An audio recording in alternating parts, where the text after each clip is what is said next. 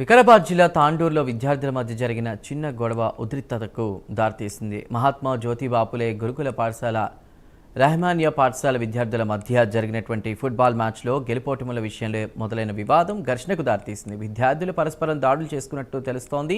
విషయం తెలుసుకున్న ప్రైవేట్ పాఠశాల విద్యార్థుల కుటుంబ సభ్యులు పెద్ద సంఖ్యలో గురుకుల పాఠశాల వద్దకు చేరుకోవడంతో పరిస్థితి మరింత ఉద్రిక్తంగా మారింది. ఈ క్రమంలో ఉపాధ్యాయులు విద్యార్థుల కుటుంబ సభ్యుల మధ్య ఘర్షణ చోటు చేసుకున్నట్లు తెలుస్తోంది. ఇరు వర్గాలకు చెందిన పలువురు గాయపడినట్లు సమాచారం అందుకున్న పోలీసులు పాఠశాల వద్దకు చేరుకుని ఆందోళనకారులను చెదరగొట్టారు. అనంతరం ప్రైవేట్ పాఠశాల విద్యార్థుల కుటుంబ సభ్యుల విద్యార్థులతో కలిసి తాండూరు పోలీస్ స్టేషన్కు చేరుకుని ఫిర్యాదు చేశారు. మరోవైపు గురుకుల పాఠశాల తరఫున కూడా ఫిర్యాదు చేసేందుకు సిద్ధమవుతున్నట్లు తెలుస్తోంది. పరిస్థితిని జిల్లా ఎస్పీ స్నేహా మొహ్రా అదేవిధంగా తాండూరు డీఎస్పీ నర్సింగ్ యాదయ్య సమీక్షించారు.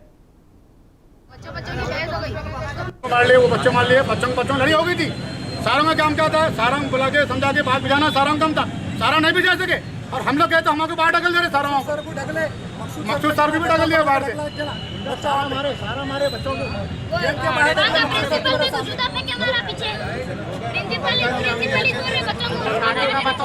फुटबॉल खेले तो बच्चों की बहस हो गई, तो हम लोग लेंगे तो सारा आके हम लोग को मारे, ऐसा मार दे, दबा के मार दे।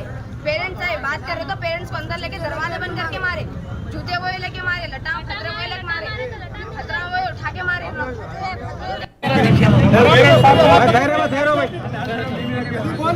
शालीमाना हॉस्टल में हम लोग फुटबॉल खेलने गए थे, फुटबॉल खेल रहे तो बच्चों की बहस हो गई, तो అక్కడ వాలీబాల్ ఆడేటప్పుడు అక్కడ గొడవ అవుతుందంటే మేము వెళ్తే మా పైన రాళ్ళు తీసుకొని కొట్టిండ్రు, సార్ వాళ్ళని గలీజ్గా తిడుతుండ్రు. అందుకే మేము ఇట్లా కాపని ఇంకోటి మమ్మల్ని రాళ్ళతో కొడుతుండ్రు, కట్టెలతో కొడుతుండ్రు. ఫుట్బాల్ అన్నికి బయట లోకల్లో వచ్చి ఆడుతుంటే మా స్కూళ్ళని కొట్టిండ్రు, గలీజ్గా మాట్లాడితే మా వాళ్ళు ఆ పని పోతే బయట వచ్చి రోజు ఆడతారా ఇక్కడ స్కూల్లో? రోజు ఆడతారు, రోజు అప్పుడప్పుడు వచ్చి ఆడతారు. రోజు మా స్కూల్లో వాళ్ళు ఆడుతుంది, ఈరోజు వేరే స్కూల్ వాళ్ళు వచ్చి ఆడరు. వాళ్ళు గొడవ పెట్టుకొని మా వాళ్ళని కొట్టిండ్రు, కట్టెలు తీసుకొని కొడుతుండ్రు, రాళ్ళ తీసుకొని. సార్ వాళ్ళకి కాల్ చేసినాం, ఉండండి కొద్దిగా మాట్లాడదాం ఏమైందో అంటే వాళ్ళు వచ్చి తోచేస్తూనే ఉన్నారు. ఇంకా సైడ్కి జరగండి మేడం ఇట్లా బట్టి ఇట్లా తోచేస్తున్నారు, మీరు ఉండండి. వాళ్ళు ఏమన్నారు, మా అబ్బాయిని కొట్టిండ్రు, మీ పిల్లలు ఎట్లా కొడతారు మా అబ్బాయిని అని నెట్టేస్తున్నారు. ఫుట్బాల్ ఆడడానికి డైలీ వస్తారు సార్, ఇక్కడ కోచ్ ఉంటారు కదా, వస్తుంటారు, వచ్చి ఆడుతుంటారు. బయట కోచ్ ఇక్కడ ఉంది, మన పిల్లలు వాళ్ళు ఆడుతుంటారు, డైలీ ప్రాక్టీస్ చేస్తుంటారు. అయితే ఇక్కడ వాళ్ళు కోచ్ గ్రౌండ్లో ఆడుతుంటారు. లొల్లేసరికి నేను పిలిచాను, ఇద్దరం వెళ్ళాను.